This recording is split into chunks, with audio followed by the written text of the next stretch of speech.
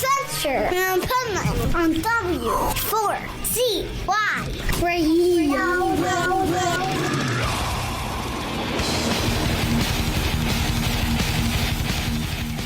This is Pipeman here on the Adventures Pipeman W4CY Radio, and I'm here with Squiggy DiGiacomo from the Music Experience, and I've got Sarah right next to me. Nice. Live from Louder Than Life. So, Sarah's wearing an Ozzy shirt. Yes, sir. And I have these Ozzy glasses I've worn for years. Originally, I called them my John Lennon glasses. Yep. And then I looked, I'm like, no, they're more like Ozzy glasses.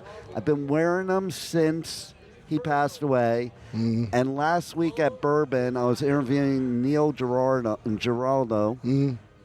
And I went to take them off in the interview with the headphones on and snapped them. Oh, no. I was bummed. I think you saw that me with them last week at Bourbon, right? Yeah, you know what's so funny, man? In the back of our tent, we have a sunglass graveyard.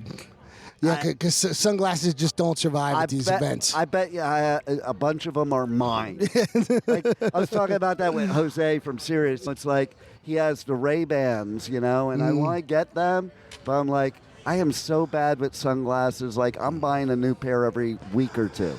No, man, festivals and sunglasses, man, they do not go together. They do not. Not in our world anyway. I'll either leave them somewhere or in the pit I lose them or whatever. It doesn't matter. Yep.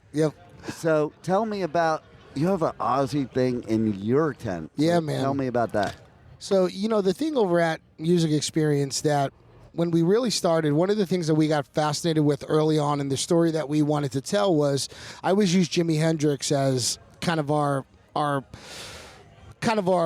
northern light, right? So everybody loves Jimi Hendrix, right? Obviously. But it's our job to tell the story that Jimi Hendrix, without Jim Marshall and without Leo Fender, when you hear Jimi Hendrix, what you're hearing is a Fender Strat plugged into a Marshall.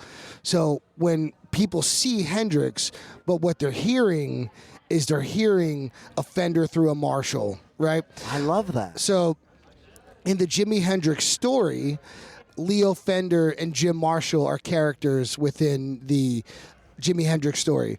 So we kind of took that approach with Ozzy, and so we have all of the signature guitars that his guitar players have used, right? So we have Iommi's SG, we have Jakey Lee's Charvel, we have Gus G's Star Guitar, we have Brad Gillis's Strat, and we have Zach's Bullseye.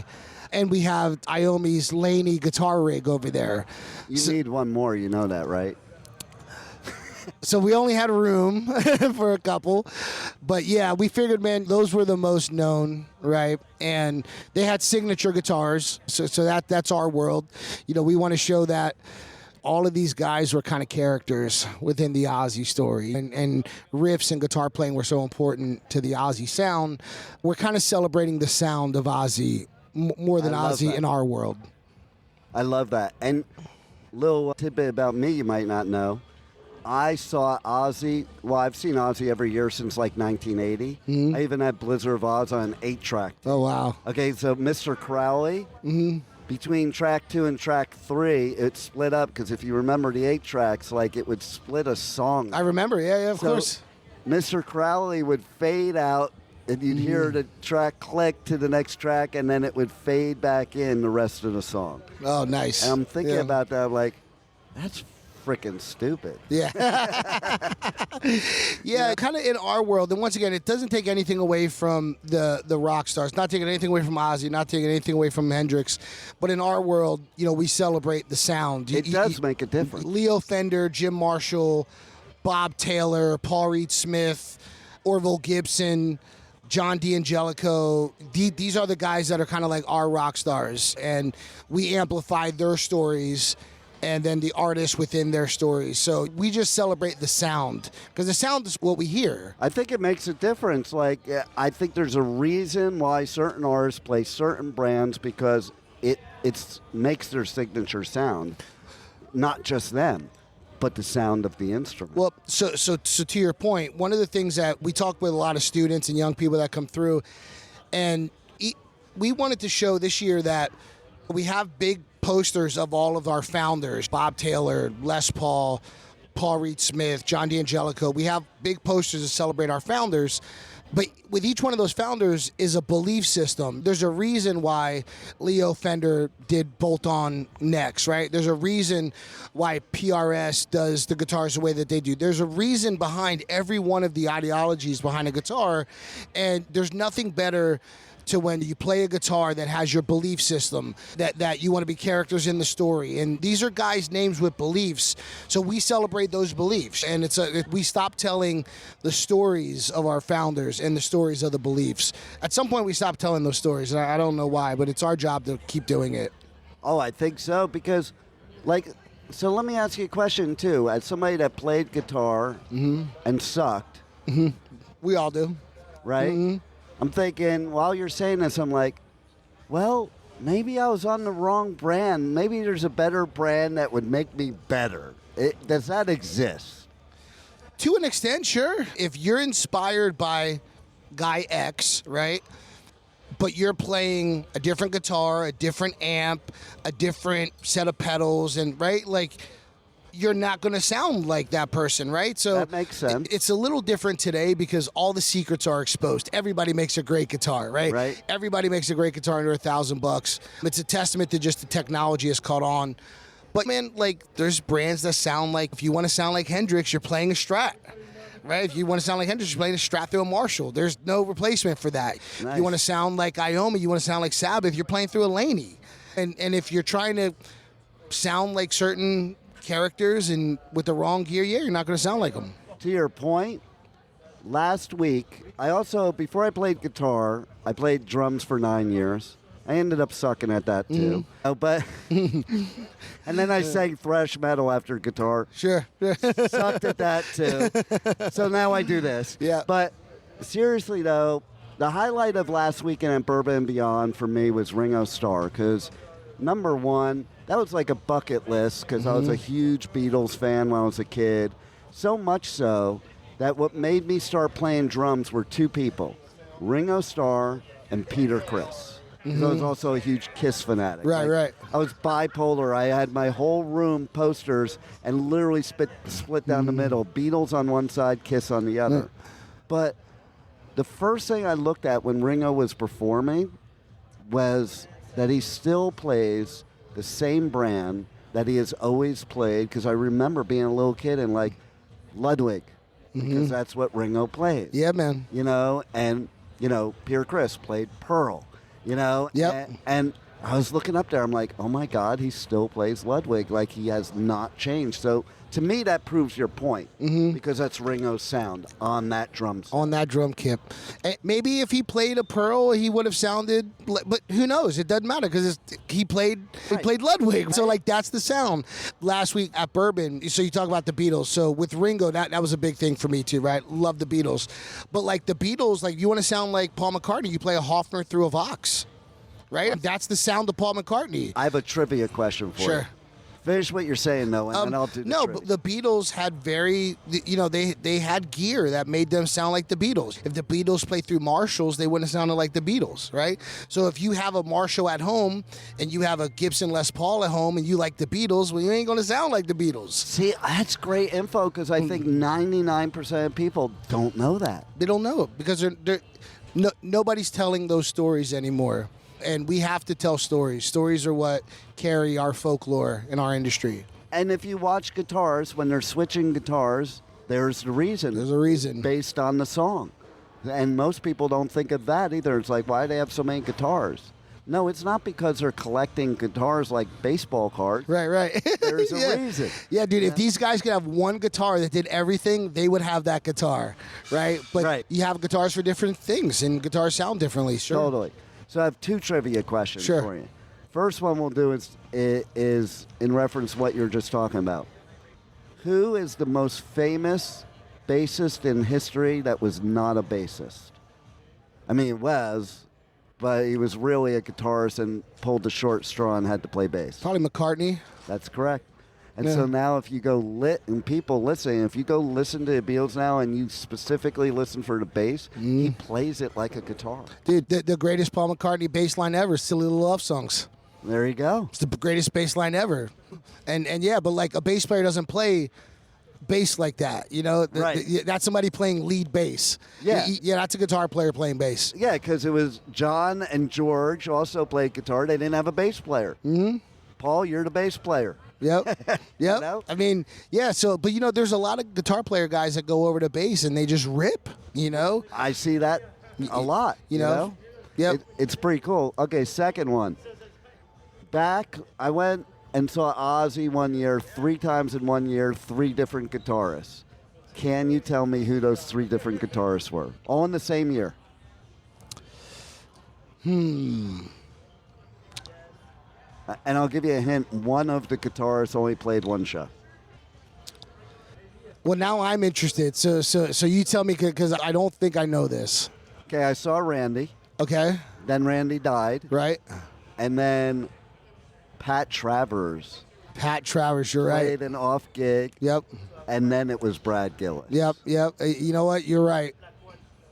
I wouldn't have remembered. I knew it was Randy's era, right? So I knew that Pat was going to be the trick part. Yeah.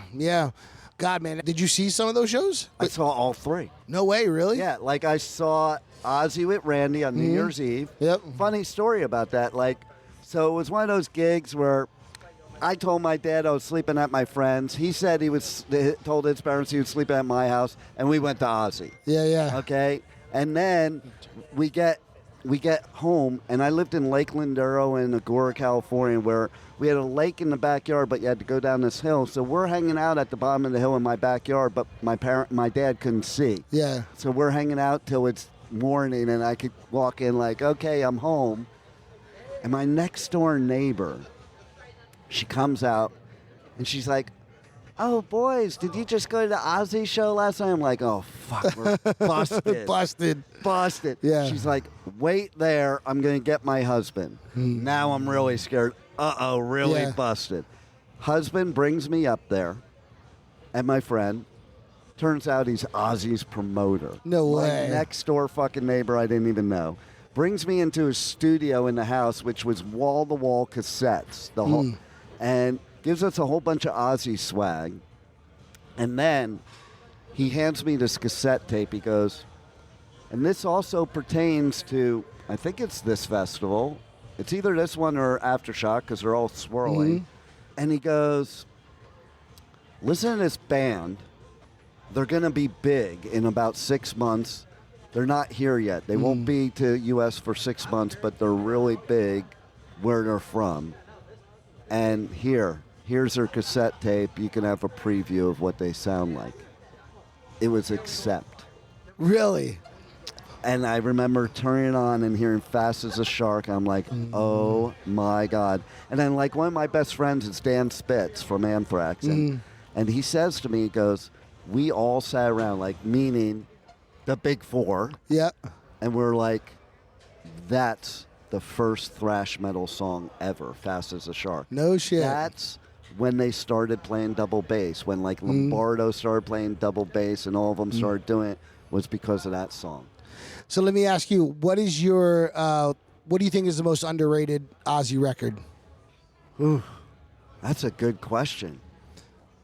I'm thinking I almost have to say this last one because it was pretty badass with so many badass people on it, and I'm not sure people talk as much about this Patient Number 9 as all the rest of them.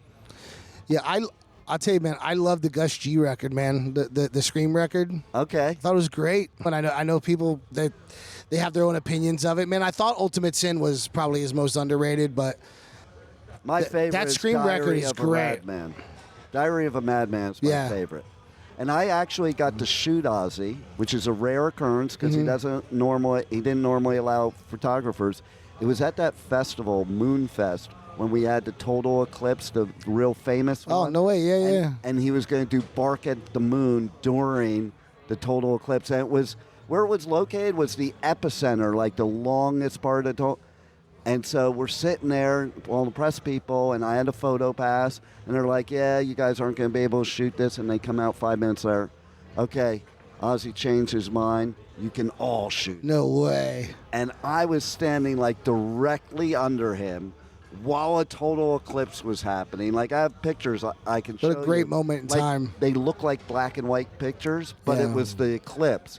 And I was just looking up at him, like I was right under him, and he was looking down, like giving me the shots and stuff. And that was, if you want to talk about fanboy moment, there was one. that was one. There's not many I've had. That's one of them. I'm like, oh my God, I'm shooting that. And even more so now that he passed, because I pulled up that old album. I'm like, I'm looking at all the photos I'm going to upload, and I'm like, holy shit, these are really good photos of Ozzy. Yeah, it's so funny when you've done this as long as we have, like, you never really know who you're going to fanboy for, because we like to think, oh, man, we'd never fanboy, but you don't know, man. I've kind of caught myself in, like, very, very things that I would never have, like I met Frank Hannon from Tesla. Nice. And I was just like, I remember, like, when I bought the Renaissance record, man, Modern Day Cowboy, like watching it, and like, I don't know, man, like I met him and I went right back to being, 12 years old watching TV, and it was very strange. And he's such a nice guy. It's just, but when we do the festival stuff like we do, you're around so many of the artists that you don't fanboy, and then you meet somebody who kind of gets you back to these really happy moments in your life. And you know what gets me too is, like, when they're really cool people, okay? So, and a lot of times back here in media, people talk. I don't listen to anybody. Like, I've heard people say, like, negative things about artists. I'm like, maybe it's just that you didn't get an interview and now you're, like, sour about it or whatever. So there's one female that I always joked about on my live show that was basically, I used to joke, she's the love of my life, okay? And people all said, oh, she's not nice. Oh, she's this, she's that. And so at Rockville, I was walking from an interview, and my wire was dragging on the ground, and this big dude comes up. He's like, picks it up for me. He's like, be careful, man. And he's helping me out. And then I go over to my table, and Christine's like, she's doing something on the table. She's like, I hope you don't mind. I'm using your table because Amy Lee is going to come over here and be signing stuff. So I'm like, okay, cool. Can I stick around? She's like, yeah, just don't ask for an interview. yeah. I'm like, I won't. And then, so then one dude asked, I wouldn't have done this, but one dude, a press dude, asked for a picture. She did a picture. So I went to this. Turns out that big dude was her security guard. I didn't even know it. So I went up to him. I'm like, hey, since you helped me out, can I get a picture with her? Yeah. And he goes, sure. It was the first time ever in history my phone was not in my pocket. I left it wherever I did the interview. I'm like, oh, fuck. And I'm like running over to get my phone. I get back, and Christine's like, yeah, she's got to go now. It's too late. And, and Amy came up, and she's like, no, I want to do the pic with him. Yeah. And at that point, I was fanboy. And to your point, it was because everybody said all this stuff, and she was so sweet and nice. And it was so bad that it's probably the worst picture of me ever, because I was so kind of flustered that I like put my head up in the air and stuff. And so, to your point, you just never know. Like, if it was an interview, I wouldn't have fanboyed out. Right. But it was that she asked, no, I want to do it with him. Yeah, and now you have the story attached to it, and that's the moment. There it is. That's the moment. So how do people reach out to you guys, and because they can buy your stuff online too? They don't have to just come to a festival. And how do they check everything out? Yeah, so, I mean, if people want to buy gear, our retail partner is American Musical Supply. So you can go to americanmusical.com or just follow us, The Music Experience, on Facebook. I think it's at TMEXP. Is that right, Sarah? Yeah, Instagram is TMEXP. And then I think Facebook is just The Music Experience. Nice. So just look for the ugly guy with the long beard. And the great earrings. and the green earrings, yeah. and the sunglasses. I always love... You're like me. It's like I love wearing the funky sunglasses. I have these sunglasses that are like Ozzy glasses, but they are one of those that have like skeletons that like keep changing. So I'll do that on interviews remotely. Nice. Sometimes a video one. Yeah. It's kind of cool. Love it. I love when you wear all the glasses. But everybody that comes to any Danny Wimmer festival that you're at, they need to visit your booth because it's the best place in the whole festival. Thank you, man. Bar Thank none. you. Thank you. Thank you. That means a lot. Thank you. And thank you for doing what you do. Alrighty, And man. being Thank you. here at Louder Than Life. All right. Thanks very much, Dean. Thanks for Bye-bye. being on the Adventures Pipeman. Thank you for listening to the Adventures of Pipeman on W4CY Radio.